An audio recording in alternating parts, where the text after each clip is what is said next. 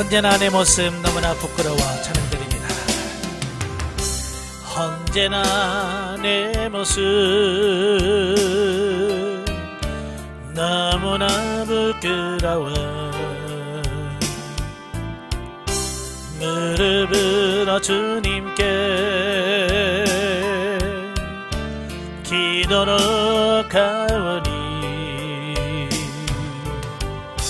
나 홀로 서 있는 죽은 내 영 깨우사 주님만 나를 깨워 내 영 살게 하소서. 주님 내 안에 주님 내 안에 계시고 주님 내 안에 주님 내 안에 나를 세워주소서. 아멘. 기도하겠습니다. 은혜로우신 아버지, 오늘도 귀한 시간을 아껴주시고 우리를 훈련의 장소로 인도하셔서 마태복음 4장의 말씀을 같이 상고하게 하셔서 감사합니다. 오늘도 말씀을 나눌 때 그 말씀들이 살아있는 말씀이요 생명의 말씀이 될 수 있도록 성령님 도와주옵소서. 시종을 주님께 맡겨오며 예수님의 이름으로 감사하며 기도합나이다. 아멘. 네, 이 시간에는 우리 마태복음 4장을 같이 보지요. 자, 마태복음 4장의 내용이 예수님의 시험에서 시험 받으시고 승리하신 내용과 이제 예수님께서 이제 공생애를 시작하는 그 부분을 말씀해 주고 있어요. 1절부터 11절까지 보면 사단의 시험과 예수의 승리에 대한 말씀입니다. 예수께서는 이제 앞장에서 세례 요한에게 세례를 받으시지 공식적으로 이제 대관식을 한 거예요. 대관식을 했다고 해서 되는 게 아니고요. 그 이후에 시험을 통과하셔야 돼요. 그래서 예수께서는 이제 그의 공생의 사역에 필요한 마지막 준비 단계로 광야에 들어가셔서 40일 동안 금식 가지고 마귀에게 시험을 받으셨다라는 겁니다. 자, 여기서 예수님께서 40일 동안 금식하면서 기도하신 이유가 뭘까? 예, 시험을 통과하기 위해서죠. 자, 이런 부분을 통해서 우리가 이제 기억할 것은 뭐냐면 예수님도 시험을 통과하기 위해서 뭐 하셨다? 기도하셨다. 왜? 예수님도 기도하지 않으면 시험에 통과할 수 없기 때문에 그렇다 그 말이에요. 예. 그러면 이 예수님도 이 시험을 이기기 위해서 금식하면서 기도했다면 우리는 얼마나 더 금식하며 기도해야 되겠어요? 그지? 근데 오늘날 많은 성도들이 기도해요 안 해요? 안 하죠. 그래서 많은 사람들이 오히려 시험에 승리했다라고 하는 성도들보다 나 시험 들었어요 라는 말을 많이 하는 거예요. 왜? 예, 기도 안 했으니까. 마태복음 26장 왜 예수님이 그 베드로를 잠자는 베드로를 깨우면서 뭐라고 그래요? 깨어있어 기도해라. 시험에 들지 않게 깨어있어 기도하라. 그 말은 무슨 말이에요? 기도 안 하면 시험 든다 그 얘기예요. 그러니까 우리가 시험 든다고 하지 말고 기도하여서 승리하는 여러분 되시길 바랍니다. 그러니까 이 세상에서도 그래요. 어떤 시험을 통과해야 자격이 주어지잖아요. 마찬가지예요.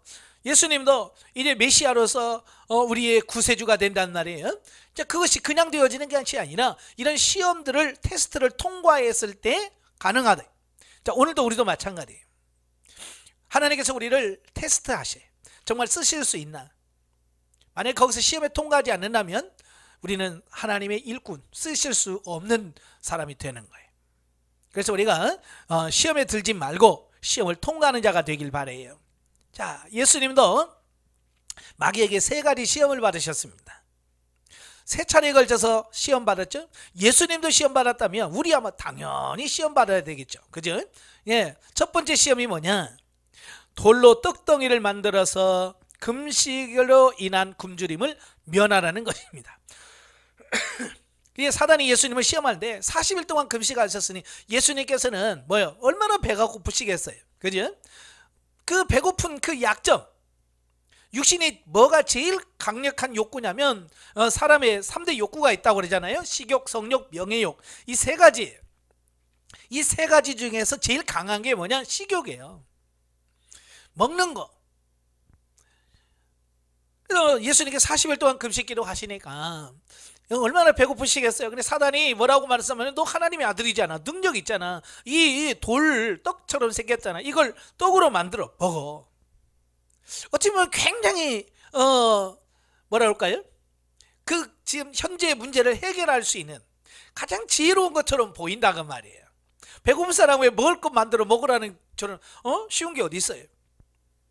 자, 그런데 예수님께서는 그걸 승리하시죠. 뭐라 그래요? 사람이 떡으로만 사는 것이 아니라 하나님의 입에서 나오는 모든 말씀으로 살 것이니라 라고 해서 그걸 통과하셨습니다. 이건 떡을 만들어 먹으라는 것은 육신의 약점을 교묘하게 이용한 시험이다 라고 이렇게 보시면 돼요. 그 다음에 두 번째 시험이 뭐냐? 이제 하나님의 아들이어든 성전 꼭대기에서 뛰어내려 보라는 겁니다. 5절 6절에 예수님을 성전 꼭대기로 데려가요. 그래서 뭐라고 그래? 뛰어내려라. 여기서 뛰어내려서 네가 그러면 하나님이 사자를 보내서 너를 땅에 발이 부러지지 않도록 잘 받쳐줄 거다.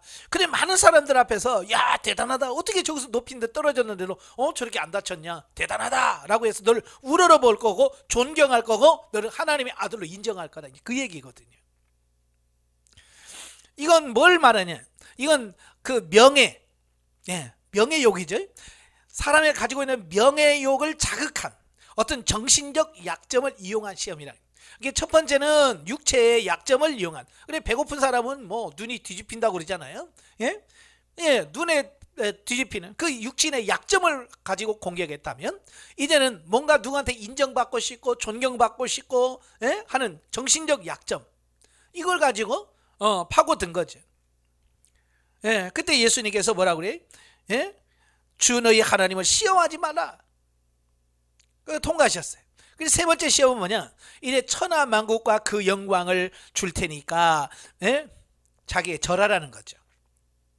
예수님이 이 땅에 오신 게 뭐예요? 이 땅, 마귀에게 빼앗겼던 이 땅을 회복하고 마귀에게 빼앗겼던 백성들을 하나님의 백성으로 구원하는 것이 예수님께서 오신 거예요. 근데 예수님께서 오실 때 뭐예요? 고난을 통하여, 십자가의 고난을 통해서 우리를 구원하실 거라는 겁니다. 근데 마귀는 뭐라고 그래요? 야, 그렇게 힘쓸 거 없어, 그냥 쉽게 나한테 절해, 그러면 내가 다 줄게, 그냥 줄게. 자, 이런 거죠. 자, 이건 뭐예요? 너무 쉽게 편하게 갈 수 있는 어떤 그런 부분이라고 보시면 돼요. 그러니까 마귀가 편한 길, 쉬운 길을 추천해 준다고 말입니다. 이 많은 사람들이 여기에 속아 넘어갈 수밖에 없어요. 오늘날도 마찬가지예요. 특별히 고생하기 싫어하고 힘든 것 싫어하는 이 현 세대에서 하나님께서 마귀가 정말 많은 것을 유혹하는 게 이게 편한 생활, 편한 집, 편한 차, 좋은 집, 좋은 차, 좋은 거 막 그걸 공급해주면 많은 사람들이 거기 넘어져. 예전에 강사님이 그러잖아요. 등 따시고 배부르고 등 따시면 새벽기도 안 한다고. 그러니까 육신적인 복을 누리는 것이 어찌 보면 하나님께서 주신 복이 아니라 마귀가 예수님을 세 번째 시험하듯이 우리를 시험하는 거예요. 편하게 만들고 그래서 어떻게 기도하지 않게 만들고 봉사하지 못하게 만들고, 그래서 우리로 하여금 죽게 만드는 거죠. 이건 메시아의 사역과 밀접한 연관이 있는 종교적 또는 영적 약점이다 라고 이렇게 보면 되겠어요. 자, 이 마귀를 시험했던 이 시험들은 바로 오늘날 이 세상을 살아가는 저와 여러분들에게도 동일한 시험이 온다라고 하는 것을 꼭 기억하시기를 바랍니다. 세 가지를 보면 다 쉬운 게 하나도 없어요. 먹는 거 어려워요. 명예욕 어려워요. 또 이렇게 고난의 길 걷는다 어려워요. 자, 이럴 때 우리가 기도하지 않고 어떻게 이기겠어요, 이걸? 그지? 그래서 기도하셔야 돼요. 기도하셔야 이런 승리할 수 있습니다. 자, 이런 사실을 통해서 마귀의 시험은 보다 원초적인 문제에 관련된 시험에서부터 영적인 문제에 관련된 시험까지 삶의 전 부분을 총망라한 포괄적인 시험이자 점층적으로 발전된 시험이었다라고 보시면 됩니다. 그러니까 이 사단의 시험도 만만히 볼 수 있는 시험은 아니에요. 그리고 그 강도도 점점 높아져 강도가 커지잖아요. 육체적인 시험, 그 다음에 정신적 시험, 영적 시험, 이렇게 차원이 달라가요. 그래서 우리가 이 차원이 다른 그 마귀의 시험을 우리가 승리하셔야 돼요. 우리가 영성 훈련하다 보면 그래요. 광야의 때의 훈련, 또 가난 1단계에서 훈련, 2단계에서 훈련 어때요? 차원이 다르잖아요. 차원이. 마귀도 우리의 영적인 수준에 따라서 우리를 시험한다는 걸 꼭 기억하시길 바라요.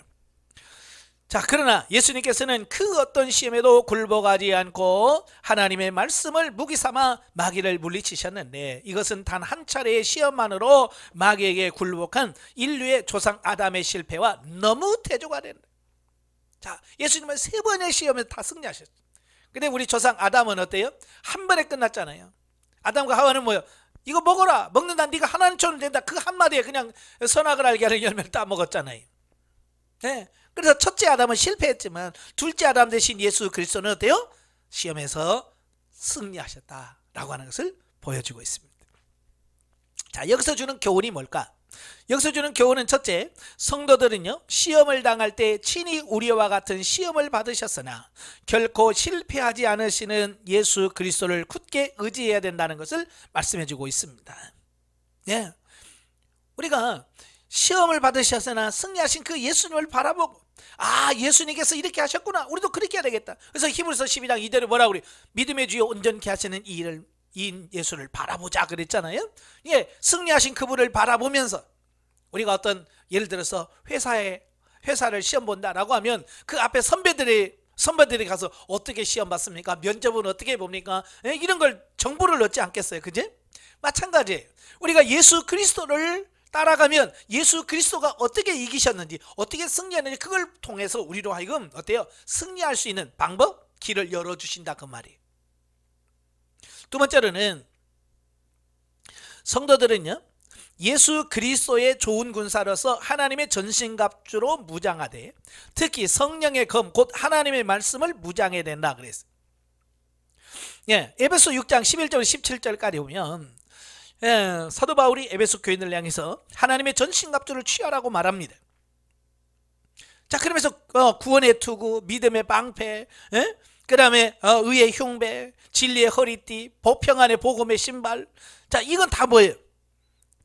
나를 보호하는, 그죠? 나를 적의 공격으로부터 보호하는 어떤 그런 부분이라면 유일하게 적을 공격할 수 있는 무기가 하나가 있어요.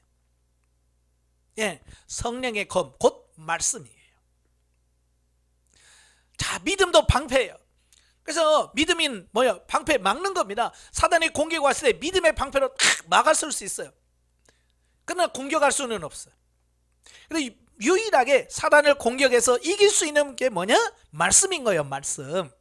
그래서 제가 수료하신 여러분들에게 성경 말씀을 많이 보라고 하신 이유가 바로 그거예요. 그래서 수료하신 분들은 최하가 1년에 성경 2독씩 이상은 해야 돼. 예, 2독 이상은 해야 돼. 그래야 말씀이 내 안에서 살아있어, 움직여. 그러면 어떤 시험이 와도 말씀으로 이길 수 있는 겁니다. 그 다음에 세 번째, 성도들은 어떤 위기나 궁핍에 처하게 되든지 오직 하나님의 선하신 뜻과 크신 능력의 자신을 의탁해야 한다라는 겁니다. 이건 뭘 말하냐면, 사실 이 악한 영과 싸움에서 우리가 승리할 수 있는 가능성은 제로예요. 없어요. 성령님이 도우시고 하나님이 도우시면 승리합니다. 그러니까 예수님이 기도했던 이유가 뭐예요? 예, 자기 자신의 힘으로 할 수 없어서 하나님의 힘을, 성령의 능력을 덧입는 겁니다. 그래서 기도하라고 하는 겁니다. 내 힘으로 이길 수 없어요. 그래서 기도할 때 하나님의 힘이 우리에게 덧입혀져서 하나님의 주신 힘으로 넉넉히 이길 수 있는 이런 부분인 거예요. 그래서 기도하라는 겁니다. 네 번째로는 성도들은 마귀조차도 자신들의 목적을 달성하기 위해서 하나님의 말씀을 교묘하게 이용하기도 한다는 점을 명심하여 거짓 선지자들에게 미혹당하지 않도록 영들에 대한 분별력을 지녀야 한다는 겁니다. 많은 사람들이 오늘날 이 사단에게 속아, 이단에 속고요. 왜요? 그들도요 말씀을 가지고 오거든요. 같은 성경을 펴놓고 이야기하는 거예요. 신천지도 그렇고요. 하나님의 교회도 마찬가지고요. 다 성경 갖고 옵니다. 그러니까 내가 성경 말씀을 모르면, 알지 못하면 넘어가는 겁니다. 그래서 우리가 하나님 말씀을 진리로 바르게 알고 있어야 어떤 유혹에도 넘어가지 않은 겁니다. 여러분, 하와가 왜 넘어졌어요? 말씀을 몰라서 그래요. 하나님께서 분명히 이것을 먹는다니 죽으리라 그랬는데 하와는 어중간히 한 거예요. 어설프게 한 거예요. 이거 보지도 말고 만지지도 말고 먹지도 말고 이거 그러면 혹시 죽을까 하노라 그랬다. 언제 하나님께서 그랬어요? 하나님의 말씀은 알되 이렇게 어설프게, 하와처럼 어설프게 알면 죽어요. 명확하게 하나님의 본질, 복음이 뭔지를 우리가 이해를 해야 우리는 사단의 시험에서 이길 수 있다는 걸 꼭 기억하시기를 바랍니다. 자, 두 번째 단락은 12절부터 17절까지인데요. 자, 시험에 통과한 예수님께서 이제 공생애를 시작합니다. 예수님의 초기 사역지가 갈릴리 지방으로 당시 소외 지역이었다는 사실을 소개하고 있는데요. 이스라엘은요, 모든 종교나 문화나 이것이 다 어디에 집중했냐면 예루살렘에 집중되어 있어요. 예루살렘에 다 모여 있죠. 그런데 예수님께서 초기 복음을 어디서 전했냐? 갈릴리 지역. 갈릴리 지역은요, 이스라엘의 저 변방입니다. 우리 대한민국으로 말하면 강원도 저 산골짜기 같은 곳이에요. 영적으로 보면 종교적으로나 모든 부분에서 소외된 지역입니다. 근데 하나님께서는 뭐예요? 예수님께서는 그런 곳에 관심을 갖고 계시더라. 이걸 오늘날 우리들에게도 우리가 모든 좋은 환경 이런 걸 보지 말고 정말로 소외된 지역, 그런 곳을 찾아가서 복음을 전하고 거기에 관심을 가져야 될 것을 우리에게 보여주고 있는 겁니다. 자, 이는 예수님께서 구약 성경의 약속대로 흑암의 백성들에게 구원의 빛을 발하는 메시아라는 사실을, 그리고 예수님께서는 공생의 사역을 시작하였으면서도 이미 세례 요한이 외친 바 있었던 회개하라 천국이 갖고 왔느니라는 말씀을 선포하시면서 시작됩니다. 결국 이것은 언제 어디에서든지 하나님께 나아오는 자는 모든 죄악과 불의를 떨쳐버리고 하나님 나라의 백성으로서 거룩한 믿음과 삶의 자세를 지녀야 한다는 사실을 보여주고 있습니다. 우리가 하나님께 나아가는 과정은요, 언제나 똑같습니다. 구약이나 신약이나 구약에서도요, 하나님께 나아가려면 반드시 속죄 제사를 드려요. 대제사장이 아니라 누구나 다 마찬가지예요. 먼저 하나님께 나아가려면 속죄 제사를 드리고 자기 죄 문제를 해결합니다. 그리고 나서 번제, 소제, 화목제로 나갑니다. 마찬가지예요. 오늘 우리가 하나님께 나아가기 위해서는 반드시 회개라고 하는 관문을 통과하셔야 돼요. 그래서 예수님께서 뭐라고 그래요? 회개하라. 회개하라. 그래야 천국에 갈 수 있다. 이 얘기를 할 수 있는 겁니다. 그래서 오늘도 저와 여러분들이 늘 하나님 앞에 회개하셔야 돼요. 범죄한 것 있으면 회개하고, 육신으로 산 것 회개하고, 하나님께 묻지 아니하고도 회개하고, 우상 숭배한 모든 것도 하나님을 더 사랑하는 그 어떤 것도 회개하고, 그래야 하나님 앞에 가까이 갈 수 있다는 겁니다. 자, 세 번째 단락은 18절부터 22절까지인데요. 예수님의 그 처음 네 제자들에 대한 말씀이에요. 자, 본문에서는 갈릴리 바닷가에 비천한 어부로 살아가던 베드로와 안드레, 형제 및 야고보와 요한의 형제를 예수님께서 하나님 나라의 사도로 부르신 사건을 소개하고 있다. 자, 예수님께서 친히 천국 복음을 전파하시면서 동시에 제자들을 선택하여 하나님 나라의 일꾼으로 훈련시키는 것은 자신의 지상사역 이후를 대비하긴 것이었다. 하나님은요, 하나님의 일하실 때 하나님이 직접 하지 아니하시고 항상 일꾼을 세웁니다. 사람을 세워요. 그래서 사람을 통해서 그 일을 하십니다. 하나님께서 그냥 직접 구원하실 수 있잖아요. 그런데 사람을 세워. 보세요. 이스라엘을 애굽에서 구원해낼 때도 하나님이 직접 하실 수 있음에도 불구하고 모세를 세웁니다. 모세를 세워서 모세로 하여금 하나님의 일하게 하시고, 모세가 죽고 나면 어때요? 여호수아를 통해서 그 일을 하게 하시고, 아론과 그의 자녀들을 통해서 제사장을 통해서 중보기도 하게 하시고, 하나님은요 항상 자신의 일을 하실 때 스스로 혼자 하시는 것이 아니라 동역자를 세우고 그 동역자를 통해서 일하시더래요. 그래서 오늘 또 보면 하나님께서 끊임없이 뭐요? 사람을 만드셔, 부르시고 훈련해 가셔. 그래서 만들어서 쓰시는 것을 보게 되어집니다. 그것은 예수님께서 육신으로 영원히 이 땅에 계실 수 없다는 것을 아신 거죠. 예수님은 그죠? 가실 때가 된 거야. 아신 거죠. 그래서 예수님이 자기가 떠나도 계속해서 이 땅에 남아서 복음을 전하고 하나님의 교회를 세우고 하나님의 나라를 확장시킬 수 있는 필요한 일꾼이 필요한 거예요. 그래서 제자를 부르신 겁니다.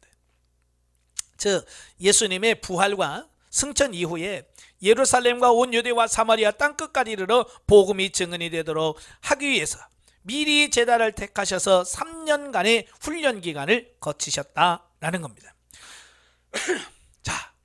자, 여기서 우리가 한 가지 교훈할 것은 뭐예요? 훈련하지 않으면 하나님이 일할 수 없다는 거예요. 예수님의 제자들도 3년 반 동안 예수님을 따라다니면서 철저하게 훈련을 했습니다. 그 3년간을 훈련을 해도 가룟 유다는 예수님을 팔아먹고 죽었어요.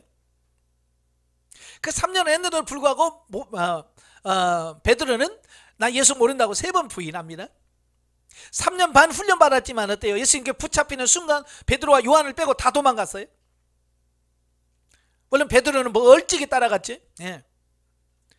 여러분 3년 훈련했다고 다 되는 건 아니에요.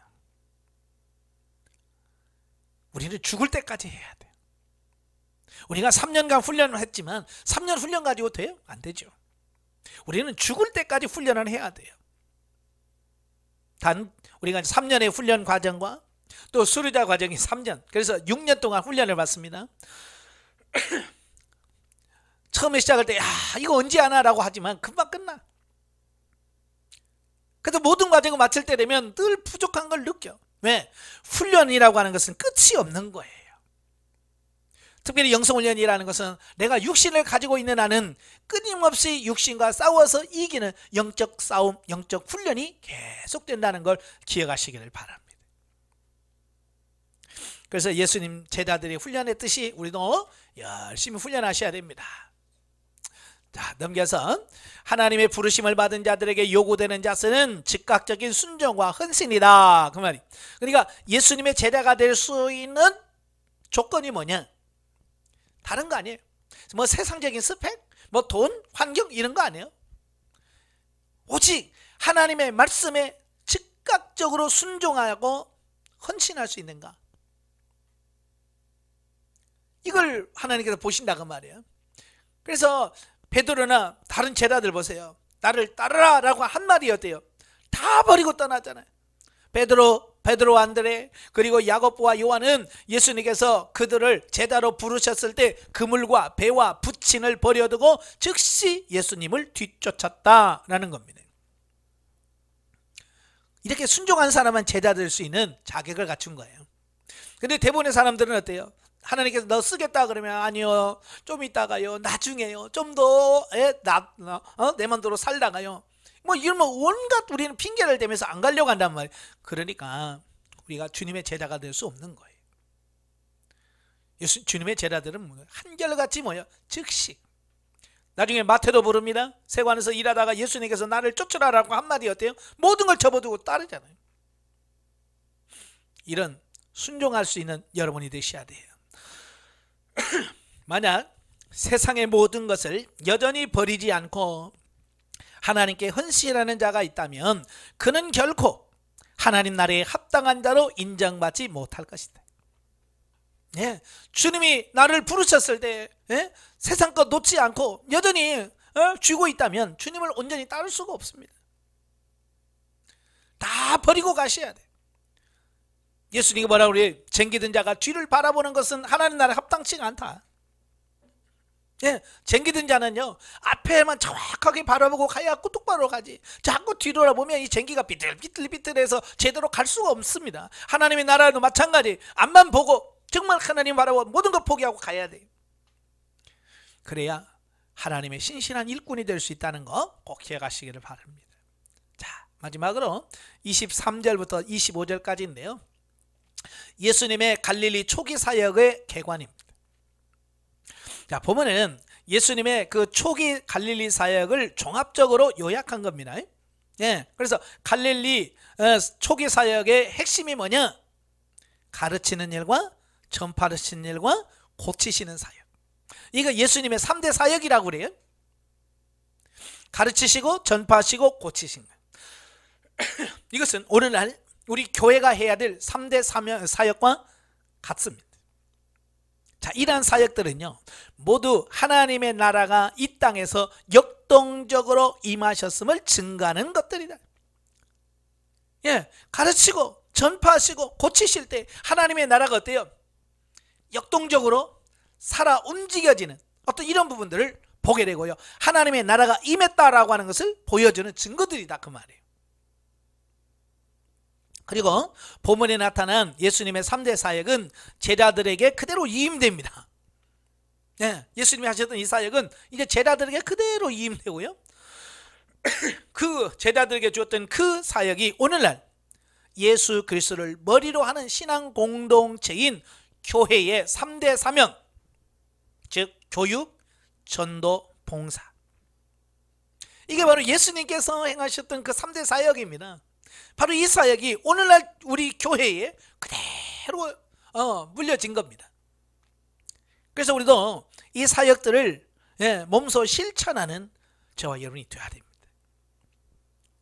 예, 그래서 교육, 전도, 봉사, 이것은 어느 한쪽으로만 치우치면 안 돼요. 어떤 교회는 교육만 합니다. 어떤 교회는 봉사만 합니다. 어떤 교회는 전도만 합니다. 아니에요. 교육과 전도와 봉사가 서로 조화를 갖는 그런 교회가 진짜 건강한 교회라고 할 수 있습니다. 자, 여기서 주는 교훈이 뭐냐? 첫째, 성도들은요, 자신의 모든 슬픔과 고통과 염려와 문제거리를 오로지 예수 그리스도께 맡기기만 하면 참된 안식과 기쁨과 만족을 누릴 수 있다라는 겁니다. 사실 이 세상 염려와 걱정은요, 예수님을 따르는데 참 문제가 많아요. 예. 그래서 예수님을 따르려면 이런 거 다 내려놓으셔야 돼요. 근데 오늘날 많은 신앙생활 하면서 혹시라도 예수 따르다가 굶어 죽으면 어떡하지? 예? 예수 따르다가 세상에서 나고자 되면 어떡하나? 예? 예수님 따르다가 힘들면 어떡하지? 라고 하는 그런 걱정할 필요 없어요. 왜? 하나님이 어때요? 다 책임져 주신다라는 겁니다. 회사도 그러더라고요. 일반 세상 회사도 너 일꾼을 부르면요, 그 일꾼에게 최선을 모든 걸 제공합니다. 그래서 일할 수 있도록 여건을 다 줘. 예? 심지어 작업복 같은 거 다 줍니다. 그리고 일하라고 하지. 아무것도 안 주고 일하라고 하는 데 없습니다. 하나님도 마찬가지. 우리의 필요한 모든 것을 공급해 주시고 일하게 하시. 그러니까 그 하나님을 신뢰하고 믿고 가면 모든 걸 하나님이 하시더라라고 하는 겁니다. 두 번째로, 치유의 이적은 복음 전파를 위한 중요하고도 효과적인 수단이지만 그 자체가 최종적인 목적은 아니다. 네, 오늘도 이 치유가 어떤 목회의 목적이 되어지는 경우가 많습니다.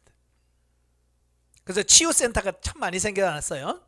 예, 뭐 무슨 치유센터 뭐 이래서 많이 세우는데요. 여러분, 그게 목적이 되면 안 돼요. 치유가 목적이 되면 안 되고요. 치유라고 하는 것은 복음을 전파하고, 예? 성도들 영혼을 구원하는데 수단입니다. 예, 수단이에요. 그게 수단이지 그게 목적이 아니에요. 근데 사람들은 막 자꾸 그걸 자꾸 목적화하는 경우들이 많이 봅니다. 예. 자, 예를 들어서 이런 거예요. 자, 결혼을 하면 정상적인 관계에서 아이가 태어납니다. 그죠? 결혼해서 서로 사랑하면 그 관계 속에서 아이가 태어납니다. 그러나 아이를 갖기 위해서 결혼한다? 아니잖아요.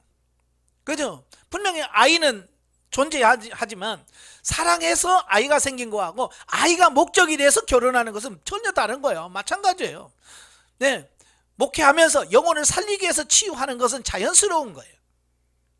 그러나 치유하기 위해서 교회를 세우고 치유하기 위해서 목회를 한다? 이건 아닌 거죠.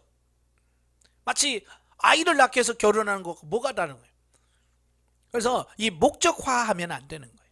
근데 오늘날 많은 교회에서 이 목적화해서, 그래서 우리 교회가 존재하는 이유는 병자를 고치고, 이게 목적인 것처럼 그렇게 한다고 말이에요. 잘못하면 어긋날 수 있습니다. 자, 영적 예를 보죠. 예수님께서는요, 사역을 시작하면서 세례 요한의 예언적인 천국 선포를 넘겨받은 것처럼 이래 성취하는 차원에서 그 천국을 선포하십니다.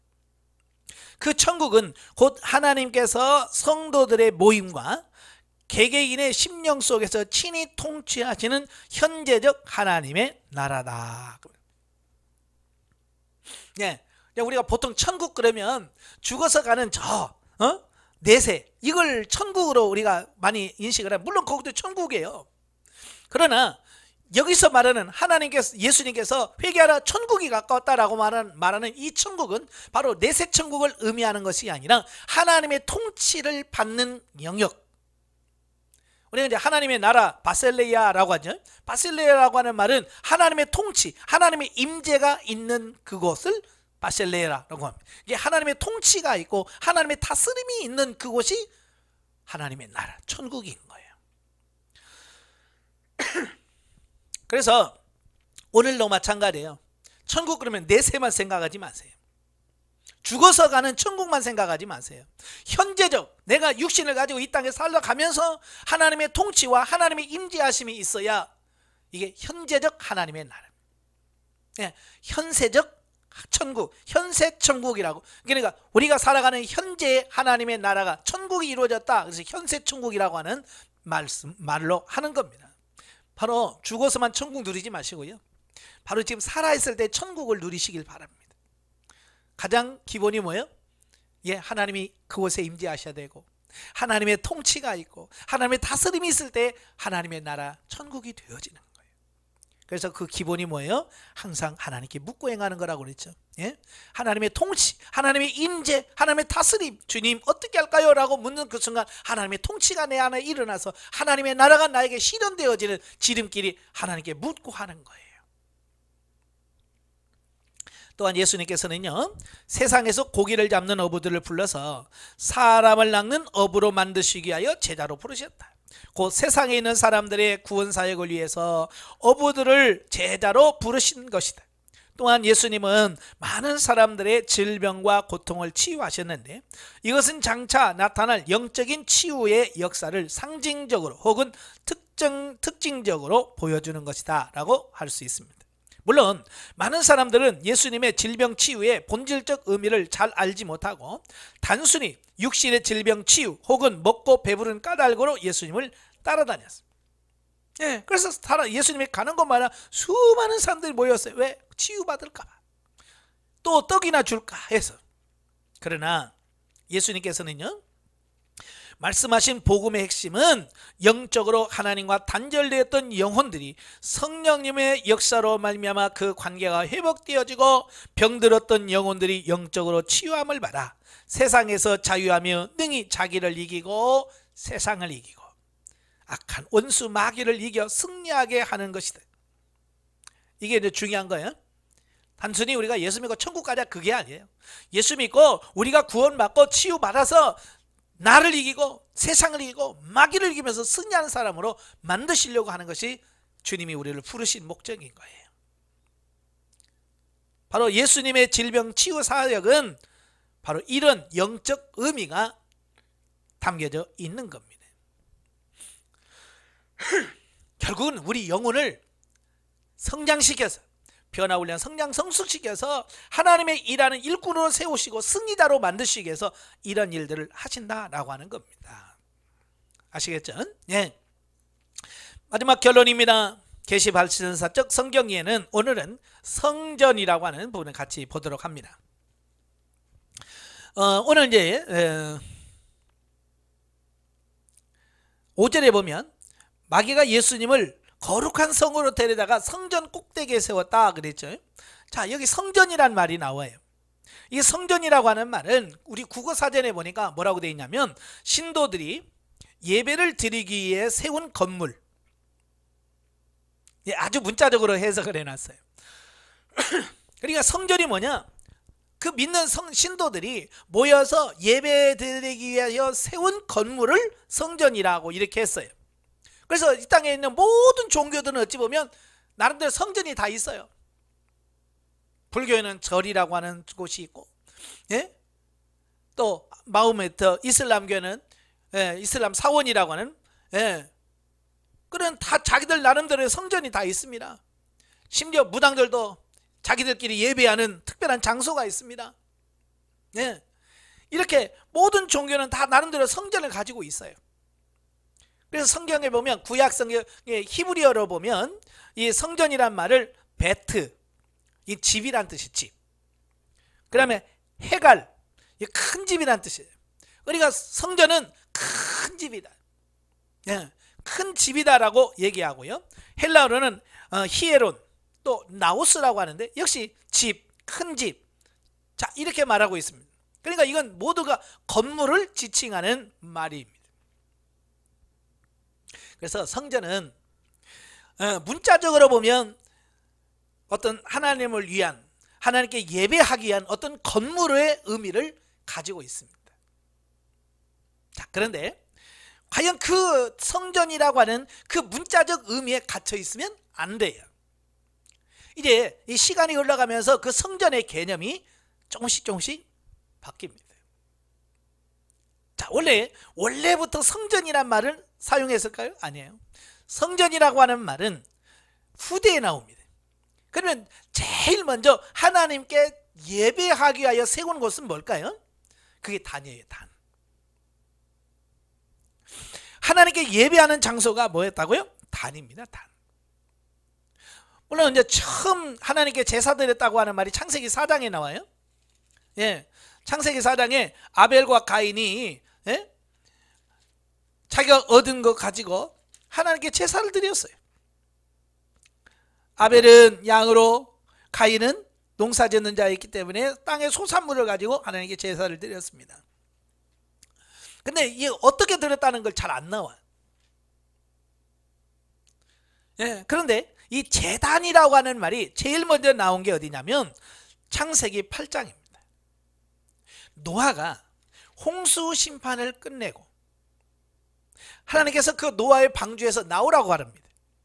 그래서 방주에서 나온 노아가 제일 먼저 했던 게 뭐예요? 방주를 지은 거예요. 제단을 쌓는 겁니다. 그래서 8장 20절에 보면 노아가 여호와께 제단을 쌓고 모든 정결한 짐승과 모든 정결한 새 중에서 제물을 취하여 번제로 제단에 드렸더니 그랬어요. 방주에서 나온 그 노아가 하나님의 은혜 너무 감사한 거예요. 왜? 세상 모든 사람이 다 심판받았는데 자기와 자기 식구들과 방주에 들어있는 그 짐승들 다 구원받았거든요. 얼마나 고맙고 감사하겠어요. 그래서 방주에서 나오자마자 그가 정결한 짐승과 새를 잡아서 번제로 하나님께 제단을 쌓았습니다. 이게 성경에 나온 단, 제단이라고 하는 말이 처음 사용되는 말씀이다 라고 볼 수 있습니다. 그래서 제단이 언제부터 정식으로 세워졌느냐? 노아 홍수 이후부터다 라고 보시면 됩니다. 그리고 창세기 12장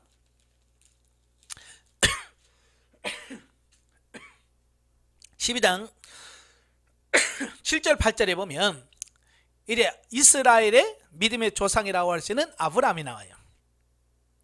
아브라함이 하나님의 명령을 받죠. 본토 친척 아비 집을 떠나 내가 내게 지시할 땅으로 가라 그러죠. 그 하나님의 명령을 따라서 아브라함이 떠났습니다. 그래서 하나님의 지시를 받아서 결국 하나님의 약속의 땅 가나안에 들어왔습니다. 가나안에 들어와서 그가 제일 먼저 한 게 뭐예요? 7절에 여호와께서 아브라함에게 나타나 이르시되 내가 이 땅을 내 자손에게 주리라 하신지라. 자기에게 나타나신 여호와께 그가 그곳에 뭘 쌓고? 제단을 쌓고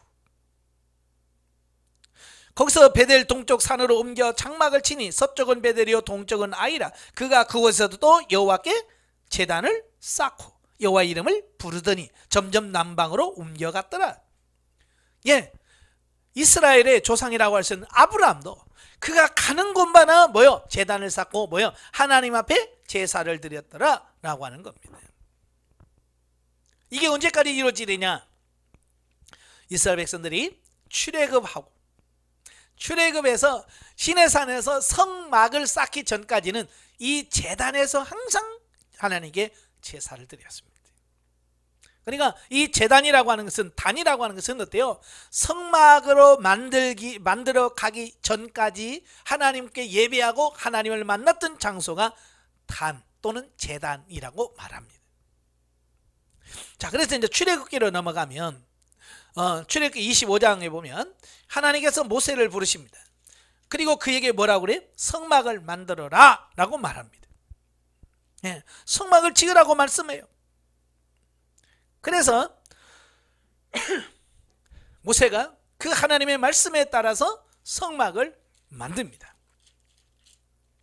그래서 26장, 출애굽 26장 1절부터 쭉 보면 너는 성막을 만들되, 그러면서 저 성막을 어떻게 만들어라, 단은 어떻게 만들고 폭은 어떻게 하고 색깔은 어떻게 하고 다 하나님께서 어떻게 해요? 다 가르쳐줘. 그래서 하나님께서 가르쳐준 대로 이제 성막을 완성하지요. 네, 완성을 해서 드디어 출애굽기 40장에 보면 성막이 완성이 돼요. 그래서 하나님 앞에 봉헌식을 합니다.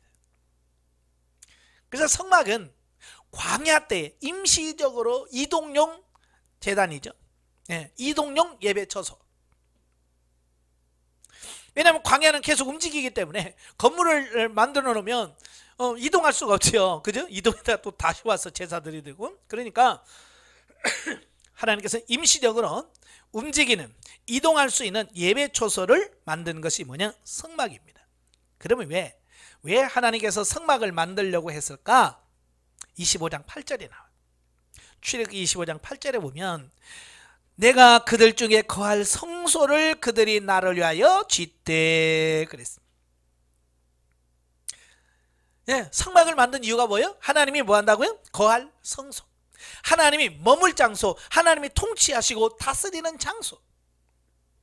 그러니까 시내산 언약이 나오죠. 시내산 언약의 핵심이 뭐냐면 나는 너희의 하나님이 되고 너희는 내 백성이 되는 거예요.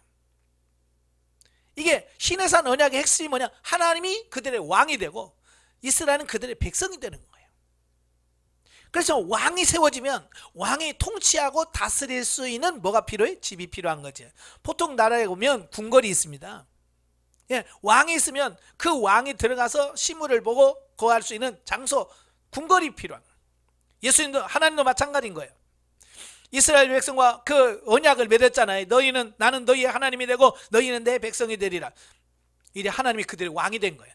왕이 됐으면 뭐예요? 그들을 통치하고 다스릴 수 있는 장소가 필요한 거예요. 그래서 성막을 만들어라 라고 말씀하셨던 거죠. 그래서 이 성막은요, 언제까지 이루어지냐면 다윗 왕 때까지, 좀 더 가면 솔로몬 때까지 이 성막이 있습니다. 성막에서 존재하고 성막에서 제사 드리고 성막에서 예배했습니다. 그러다가 이제 성전이 세워지죠. 언제냐면 열왕기상 6장 1절에 보면 다윗이 그토록 지으려고 했지만 하나님 허락하지 못해서 못 짓던 그 성전을 누가 지어요? 그의 아들 솔로몬이 짓습니다. 솔로몬이 짓는데요, 애굽에서 나온 지 480년이요 솔로몬이 이스라엘 다스린 지 4년 때, 그때 성전을 짓기 시작합니다. 자, 그래서 단으로 시작했던 성전이 이제 성막에서 눈에 보이는 건축물인 성전으로 이렇게 계시 발전, 시간이 지나면서 어때요? 단에서 성막으로, 성막에서 성전으로 이렇게 바뀌어집니다. 그래서 열왕기상 6장에 보면 우리가 흔히 말하는 솔로몬 성전이 완성이 돼요. 그런데 이 솔로몬 성전이 성전답지 않았어요. 그지? 그 안에서 타락합니다. 특별히 므낫세 왕 같은 경우는 성전에서 하나님께 제사 드리는 번제단을 치워버리고, 우상에게, 일월 성신에게 제사를 드리는 단을 세우고 바알신을 세우고 아세라성을 성전 안에다 세우고, 그래서 성전이 성전다워지지 않아요. 그래서 하나님께서 그 성전을 허물어 버리셨어요. 이게 BC 586년 바벨론 왕 느부갓네살에 의해서 무너져 버렸어요. 그리고 나서 70년 후에 에스라 6장, 에스라 6장에 보면 그 고레스의 칙령에 의하여 스룹바벨이 들어옵니다. 그래서 스룹바벨과 같이 성전을 지어요. 우리가 이제 그걸 말하는 이제 보통 스룹바벨 성전이라고 그래요. 그래서 20년에 걸쳐서, 물론 이제 중간에 중단한 16년까지 합쳐서입니다. 20년에 걸쳐서 성전을 지었습니다. 그게 유명한 스룹바벨 성전입니다.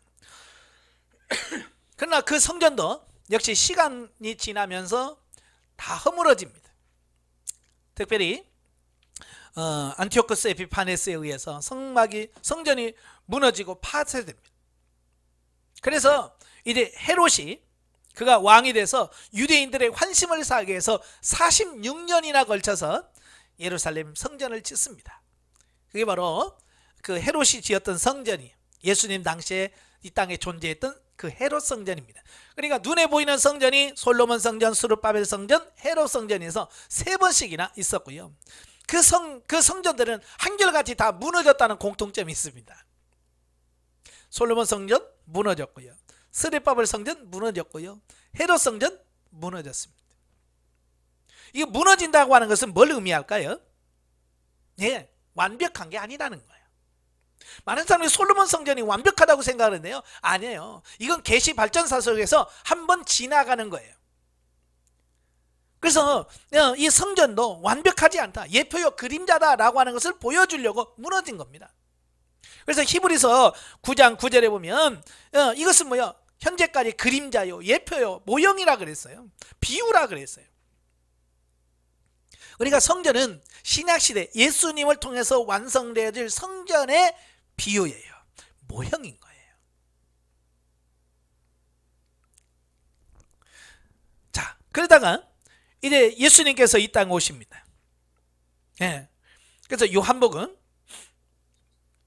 2장 13절부터 22절까지 보면요,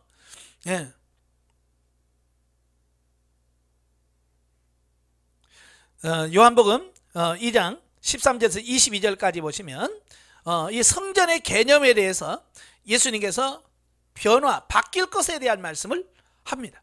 이때까지만 해도요, 성전 그러면 다 예루살렘 성전, 예를 들어 눈에 보이는 건물적인 것만 연상을 했어요. 근데 예수님께서 그 성전에 올라가셔서 19절에 뭐라고 말씀하냐면, 예수께서 대답하여 이르시되 너희가 이 성전을 헐라 내가 사흘 동안에 일으키리라 그러죠.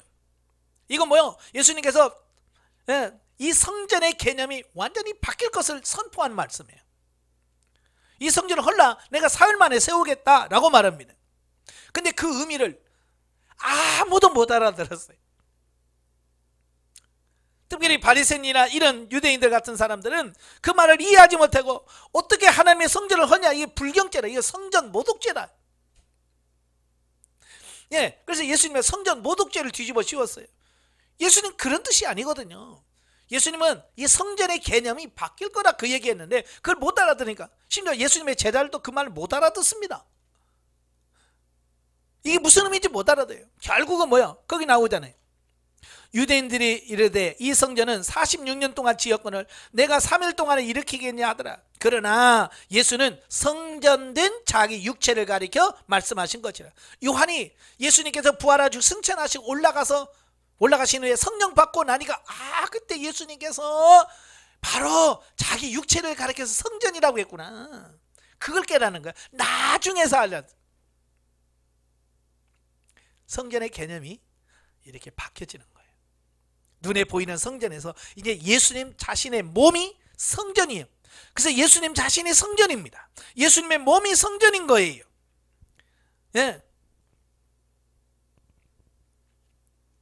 이제는 건물이 아니에요.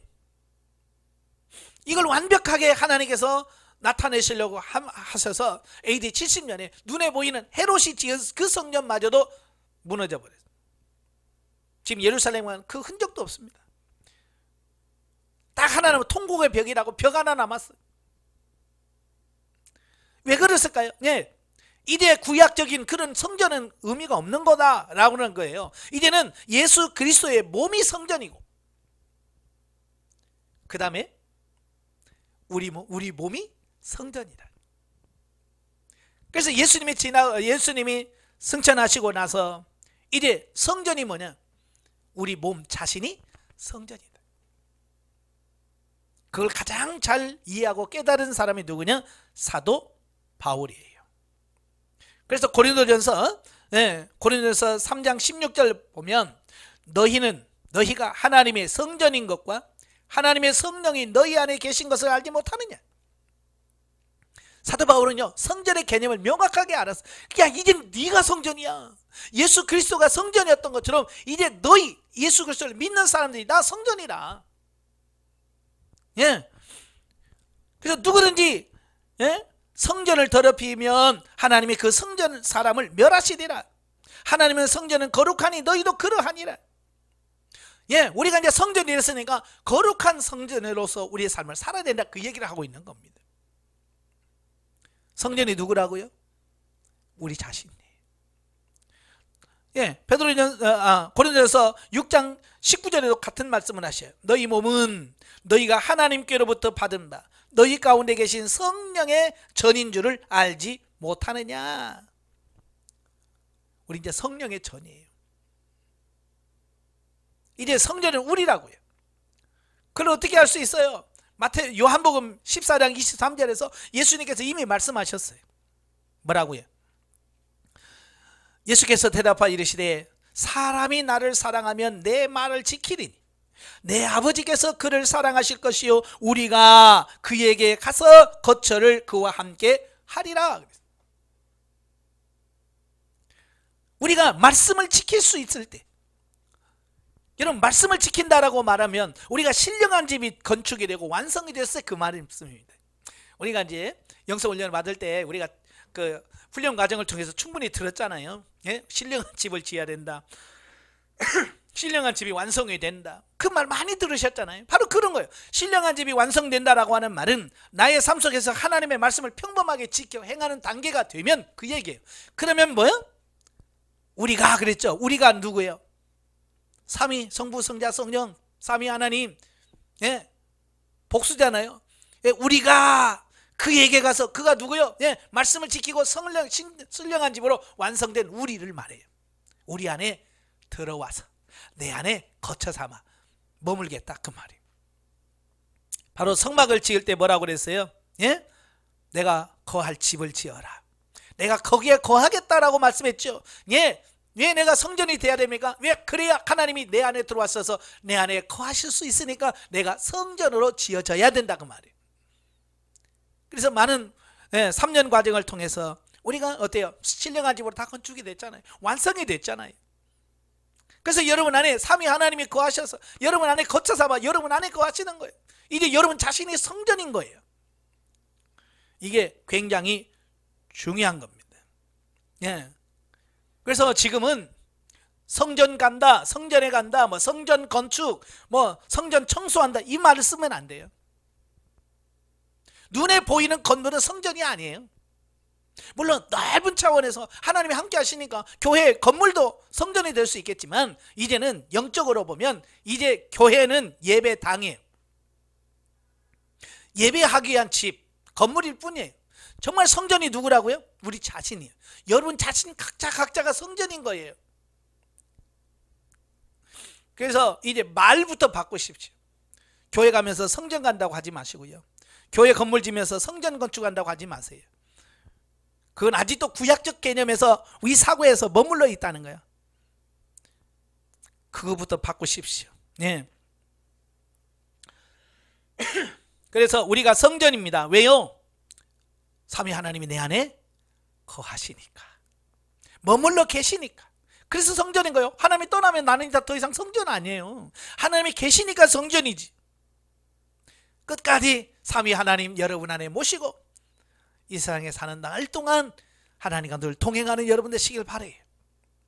그 다음에 중요한 게 뭐냐면, 성전 지어졌다고 끝이 아니라 성전으로서 역할을 해야 돼요. 예. 아까 우리가 고린도전서 3장 17절에 말씀드렸죠. 누구든지 하나님의 성전을 더럽히면 하나님이 그 사람을 멸하시리라. 하나님이 그 하시는 이 성전을 더럽힌다는 건 뭡니까? 죄 짓고 범죄하고 타락하고 배교 하나님을 떠난다는 겁니다. 그러면 멸하신다.